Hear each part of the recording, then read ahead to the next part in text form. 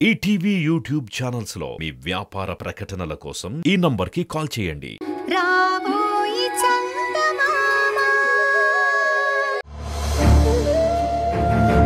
ఏం చేస్తున్నారు ఇక్కడ? చంద్రిక, ఏంటి ఇంకా ఏం ఆలోచిస్తున్నారు?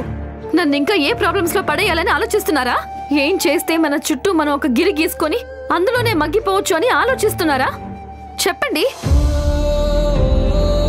చంద్రిక కూల్, ఎందుకంత ఆవేశపడుతున్నావు? ఆవేశపడక ఏం చేయమంటారు? మీ పాటికి మీరు ఒక్క మాట అనేసి తప్పుకున్నారు. అది ఇప్పుడు ఎంత పెద్ద ప్రాబ్లం అవుతుందో మీకు తెలుసా? ఆ రుద్రాణి నాకు సిద్ధుకి పెళ్లి చేయమని సలహా ఇస్తోంది తెలుసా మీకు? నేను చెప్తూనే ఉన్నాను ఇలాంటిదేదో జరుగుతుంది అని. ఆ రుద్రాణి మామూలు మనిషి కాదు అంటే విన్నారా? అక్కడికి వెళ్ళి చూడండి. ఆ లక్ష్మి గారి దగ్గర కూర్చొని ఎలా కీ ఇస్తుందో చూడండి.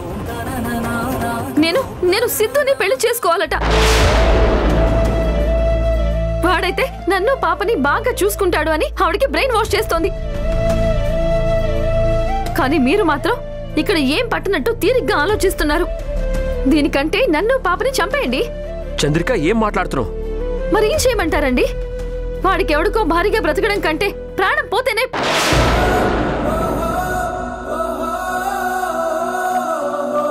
దయచేసి అలా మాట్లాడకు చంద్రిక, ప్లీజ్. నీ బాధ నాకు అర్థమవుతుంది, కానీ మనం ఇలాంటి టైంలో కాస్త ఓపిక పట్టాలి. ఎలా అండి? అవతల రుద్రాణి నన్ను నాకు తెలుసు. తెలుసా? అంటే తెలిసి ఇలా ప్రశాంతంగా కూర్చున్నారా? అంటే నేనేమైపోయినా మీకు పర్లేదా? చంద్రిక, ఏం మాట్లాడుతున్నావు? ఇలా కూర్చో. నువ్వు నాకు ప్రాణం. నువ్వు దూరం అయితే నేను ఎలా ఉండగలను చెప్పు? నువ్వు బాధపడితే నేను బాధపడినట్టు కాదా? నీకు ప్రాబ్లం ఎందుకు తెస్తాను చెప్పు? మరైతే ఇక్కడ జరుగుతున్నది ఏంటండి? చంద్రిక, మనం ఇక్కడ నుంచి వెళ్ళడానికి టైం దగ్గర పడింది. ఇప్పుడు జరిగే ఈ పెళ్లి గొడవతోనే మనం ఇక్కడ నుంచి బయటపడతాం. ఎలా అండి? నేను దాని గురించి ఆలోచిస్తున్నాను చంద్రిక. ఆ రుద్రాణి ఇలాంటి పని చేస్తుందని నాకు ముందు నుంచే అనుమానంగా ఉంది. నా అనుమానం ప్రకారమే ఆ సిద్ధుతో పెళ్లి ప్రపోజల్ పెట్టింది. సరిగ్గా వాడుకుంటే దీంతో అసలు హంతకుడిని కనిపెట్టొచ్చు. హంతకుడా? ఇక్కడ మన లైఫే స్పాయిల్ అయ్యేలా ఉంది అని చెప్తుంటే మీరేంటండి హంతకుడు గురించి మాట్లాడతారు? చంద్రిక, మీరు ప్రాబ్లం సాల్వ్ చేయడం లేదండి, మరింత క్రిటికల్ చేస్తున్నారు. చంద్రిక, నాకు ఒక విషయం చెప్పు. ప్రాబ్లం బాగా ఎక్కువైపోయి నువ్వు నిజంగా సిద్ధుని చేసుకునే పరిస్థితి వస్తే నువ్వు ఒప్పుకుంటావా? సచ్చినా ఒప్పుకోను. నేను రుద్రాణి మెడలో తాళి కట్టాల్సి వస్తే నేను ఒప్పుకుంటానా? అది జరగని పని. అలాంటప్పుడు ఇంకెందుకు టెన్షన్ పడతావు చంద్రిక? మనం ఇక్కడ ఆడుతున్న ఈ డ్రామాకి ముగింపు పలకాలి అంటే ఆ హంతకుడు దొరకాలి.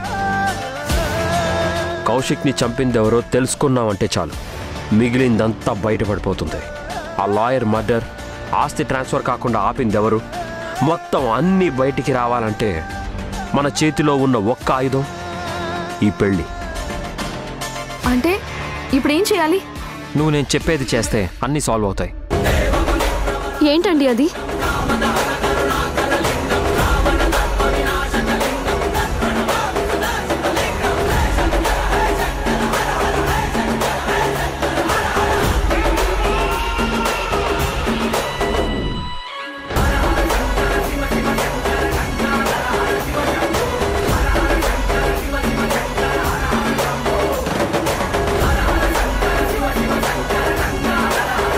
అర్థమైందిగా?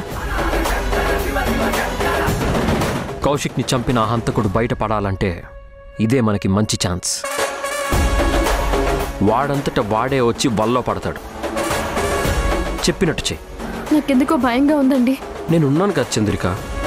పరిస్థితులు చేయి దాటితే మనం ఎలాగో తెగించడానికి రెడీగా ఉన్నాం. అలాంటప్పుడు ఇంకెందుకు టెన్షన్? చెప్పింది చెయ్యి.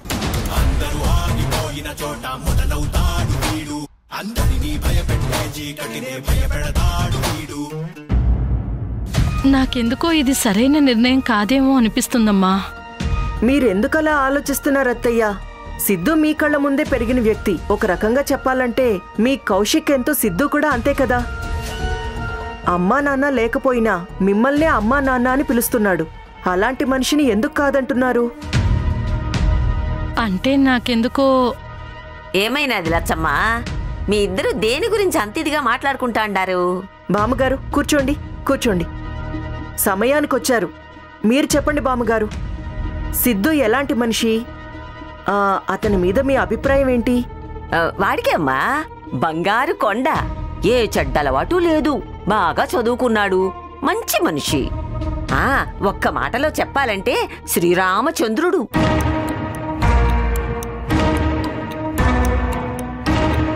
ఉన్నట్టుండి వాని గురించి ఎందుకు ఆరాధిస్తా ఉండారు? ఏమై ఉండాది? అదిగో చూసారా అత్తయ్య, బామ్మగారే కాదు ఎవ్వరిని అడిగినా ఇదే చెప్తారు. అంత మంచి మనిషి, అలాంటి మనిషిని మీరెందుకొద్దంటున్నారు? దేని గురించి మాట్లాడుకుంటుండారమ్మా? నాకేం అర్థం కావడంలా. అసలు సిద్ధు గురించి మీరెందుకు మాట్లాడుకుంటూ ఉండారు? ఏం లేదు బామ్మగారు, చంద్రికకి ఇంకో పెళ్లి చెయ్యాలి అనుకుంటున్నారు కదా. అవును, నీ పెండ్లికి చంద్రిక పెండ్లికి నీ పెనిమిటి లింకు పెట్టినాడు కదా. అందుకే చంద్రికకి సిద్ధునిచ్చి పెళ్లి చేస్తే ఎలా ఉంటుంది అని చెప్తున్నాను. ఆహా,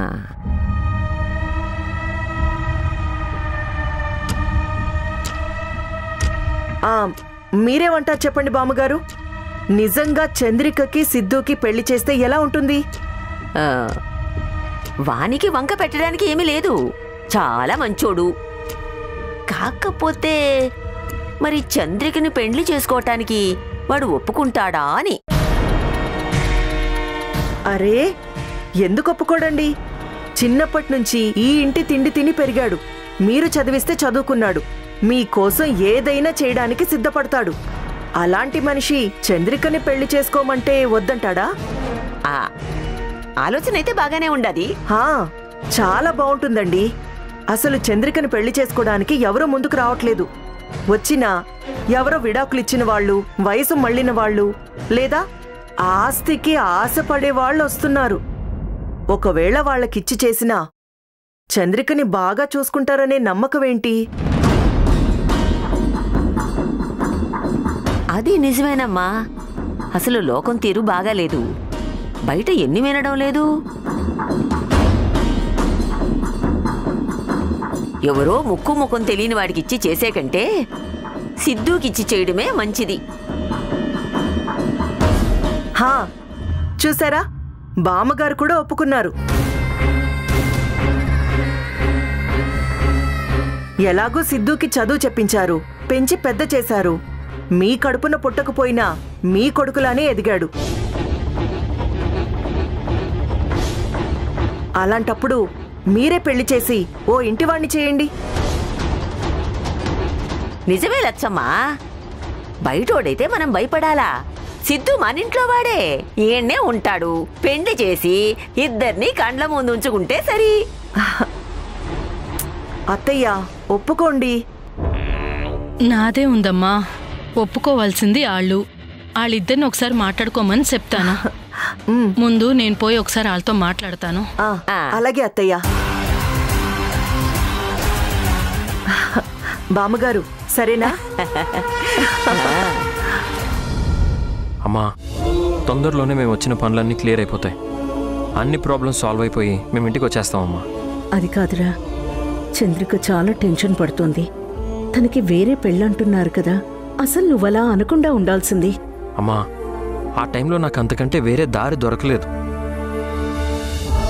అయినా ఇప్పుడు ఆ పెళ్లి మ్యాటర్ ఎత్తడం వల్లే మా ప్రాబ్లం సాల్వ్ అవ్వడానికి ఒక దారి దొరికింది.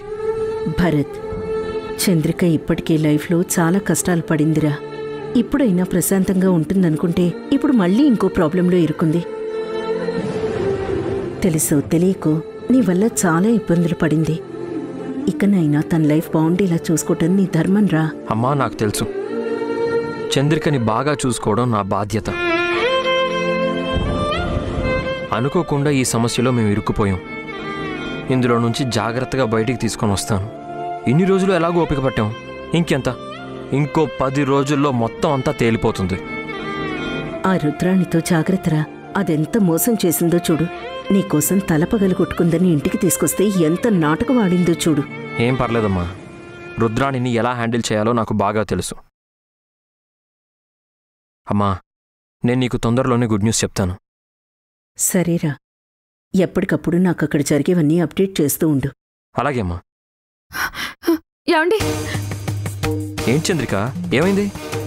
ఏమండి, అక్కడ లక్ష్మి గారు సిద్ధుతో నా పెళ్లి ఆల్మోస్ట్ ఫిక్స్ చేసేశారు. నన్ను పిలిచి మాట్లాడతారంట. వాళ్ళు మాట్లాడుకుంటుంటే విన్నాను.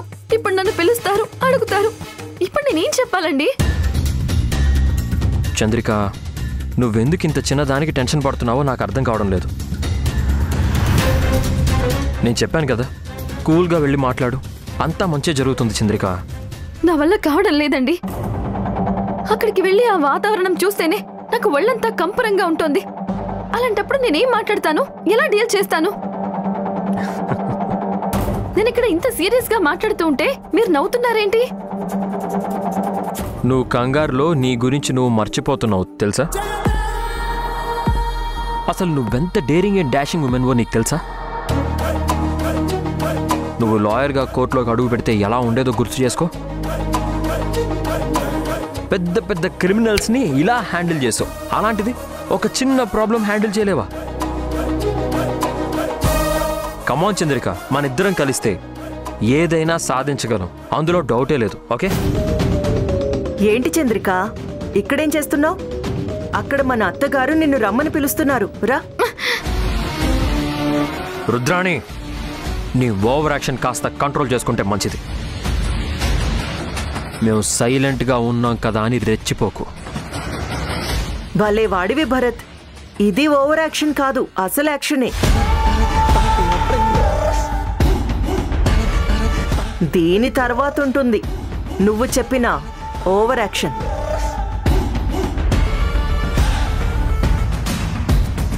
చూడు చంద్రిక, నువ్విక్కడ ఎంత గింజుకున్నా ఏం చేయలేవు. నీకు ఆ సిద్ధుకి పెళ్లి ఫిక్స్ చేస్తాను. ఇప్పుడు నువ్వు వచ్చి ఎస్ అనాలి. నో అన్నావే అనుకో, వాడు కాదంటే ఇంకొకడు, వాడిని కాదంటే మరొకడు. సో నువ్వు లాక్ అయిపోయావు చంద్రిక. నీకు మరో పెళ్లి తప్పదు. నాకు భరత్కి పెళ్లి జరగకుండా ఆగదు. ఇప్పుడు పో అన్నా, ఆ తర్వాత నువ్వే నా దగ్గరకు వచ్చి తాళి కట్టాలి భరత్. తప్పదు, బీ రెడీ. చంద్రిక, నువ్వింకా ఇక్కడే ఉన్నావేంటి? పద, రా రా చంద్రిక.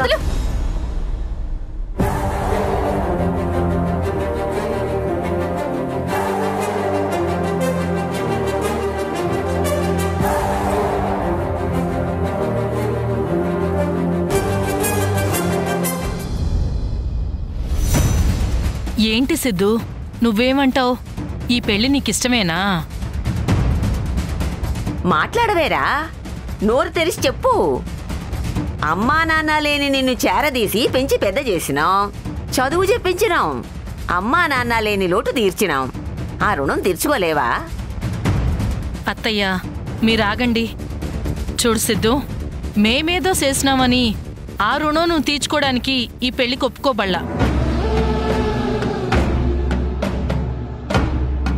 మేము నిన్ను చేరదీసింది, చదివించింది నువ్వు మాకేదో చేస్తావని కాదు. నీ మనసుకి నచ్చలేదు అంటే ఒప్పుకోబళ్ళా. నువ్వు కాదన్నావని నిన్నేమీ తక్కువగా చూసేదే లేదు.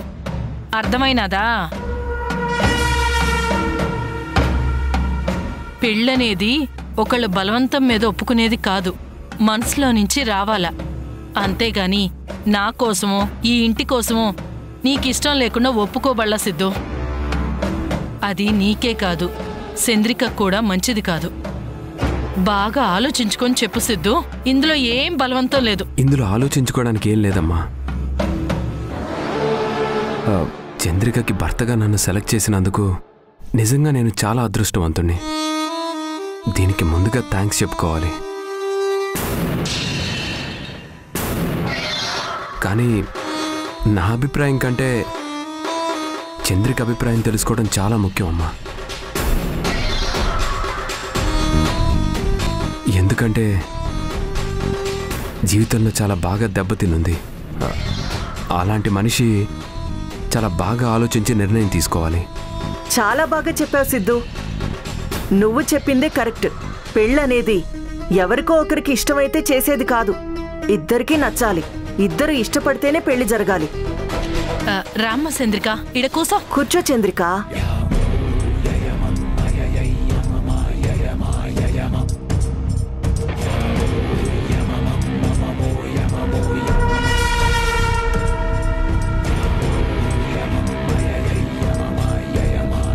చూడమ్మా, నీ గురించి చాలా ఆలోచించి ఒక నిర్ణయం తీసుకున్నాను. నీకు నచ్చితేనే ముందుకెళ్దాం, లేదంటే లేదు. సిద్ధుకి నీకు పెండ్లి చెయ్యాలనుకుంటున్నావు. నీ మనసులో ఏముండదో చెప్పు.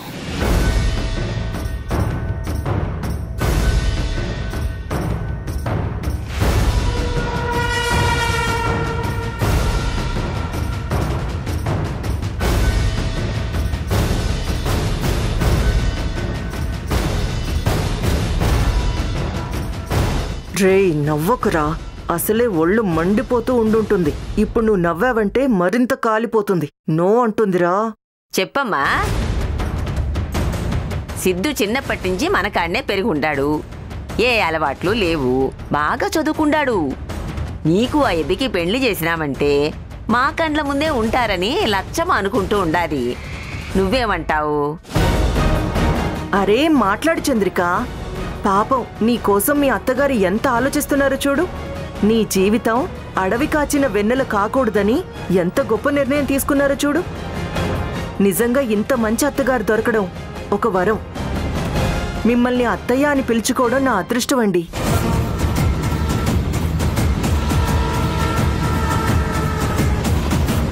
నోరు తెరిచి నీ మనసులో ఉన్నది చెప్పు చంద్రిక.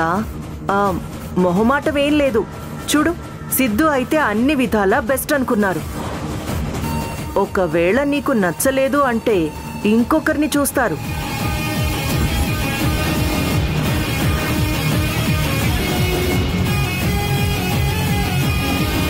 అతన్ని కాదంటే ఇంకొకరు.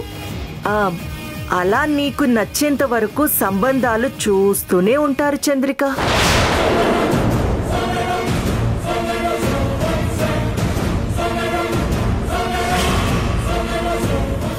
చెప్పమ్మా, ఇందులో భయపడాల్సింది ఆలోచించాల్సింది ఏమీ లేదు. చెప్పు.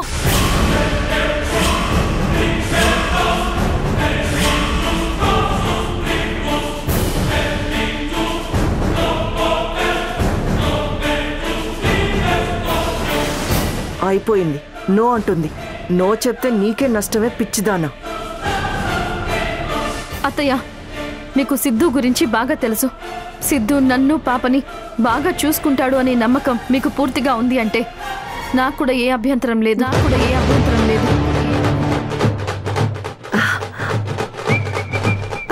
హే సిద్ధు, కంగ్రాచులేషన్స్. అంటే చంద్రిక ఒప్పుకుంది. ఒప్పుకుంటుందో లేదోనని చాలా భయపడ్డాను. ఇంత తొందరగా ఒప్పుకుంటుందని అనుకోలేదత్తమ్మా.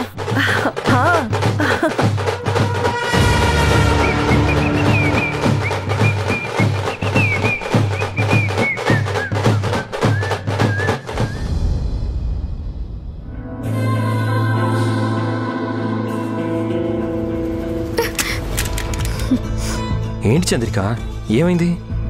ఏమవుతుంది? అనుకున్నదే అయింది. ఆ సిద్ధుగాడితో నీకు పెళ్లి ఇష్టమా కాదా అని అడిగారు. మనసులో వాడిని అక్కడే చంపేయాలి అన్నంత కోపం ఉన్నా ఏం చేయలేక సరే అనాల్సి వచ్చింది. మీ ఇష్టం అని చెప్పేసి వచ్చాను. గుడ్, మంచి పని చేసావు. ఇది మంచి పని అని మీరు అనుకుంటున్నారు, కానీ నేను ఒకసారి ఓకే చెప్పిన తర్వాత ఎన్ని సమస్యలు వస్తాయో అని టెన్షన్ పడుతున్నాను తెలుసా మీకు? టెన్షన్ ఎందుకు చంద్రిక, నేను మొత్తం చూసుకుంటాను కదా.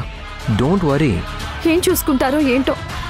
అసలు మనం అనుకున్నది వర్కౌట్ అవుతుందా? అసలు ఆ డౌట్ ఎందుకు నీకు? 100% అవుతుంది, నేను గ్యారెంటీ. ఆ మాత్రం కాన్ఫిడెన్స్ లేకుండా నేను ఇదంతా ఎలా ప్లాన్ చేస్తాను చెప్పు? ఇది లైఫ్తో గేమ్ అండి. ఏం చేసినా సరే వాళ్ళు పెళ్లికి ముహూర్తాలు పెట్టేలోగా జరగాలి. మనం ఇక్కడి నుంచి ఎంత త్వరగా బయటపడితే అంత మంచిదండి. డోంట్ వరీ చంద్రిక, నువ్వు నా భార్యవి. నేనెలా నిన్ను పాపని వదులుకుంటాను చెప్పు? అవసరమైతే అడ్డం తిరిగైనా నిన్ను పాపని తీసుకొని వెళ్తాను. నేను దానికి రెడీ అయ్యే ఈ ప్లాన్ చేశాను. ఏమోనండి, నన్ను అక్కడ కూర్చోపెట్టి ఎదురుగా ఆ సిద్ధుని కూర్చోపెట్టి వాడంటే ఇష్టమని అడిగితే నాకు ఎంత బాధగా అనిపించిందో తెలుసా? ఆ క్షణం అక్కడే చచ్చిపోవాలనిపించింది. హే చంద్రిక, ఏంటిది? ఊరుకో, కూల్. నేనున్నాను కదా, నా మీద నమ్మకం ఉంచు. ఎవరైనా చూస్తే బాగోదు, లే.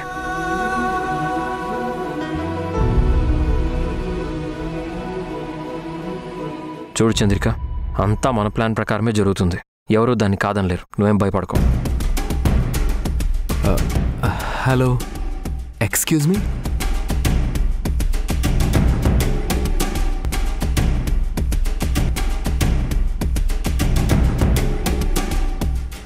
ఏంటి ఇద్దరు పాత జ్ఞాపకాల నెంబర్ వేసుకుంటున్నారా?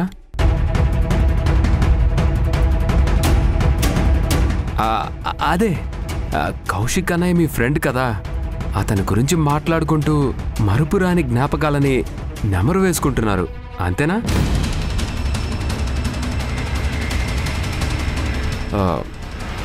మీరిద్దరూ తర్వాత మాట్లాడుకోవచ్చు. కాస్త నువ్వు పక్కకు తప్పుకుంటే నా కాబోయే భార్యతో నేను మాట్లాడుకోవాలి. ఏంటి ఏమన్నావు? Yes my dear brother, she's my fiancee. ఏంటి? ఏం కూసావురా? ఎవరా నీకు ఫియాన్సీ? అదేంటి అలా అంటావు? ఇప్పుడే కదా కన్ఫర్మ్ అయింది, నువ్వే కదా నా ఫియాన్సీ. చంద్రిక డార్లింగ్.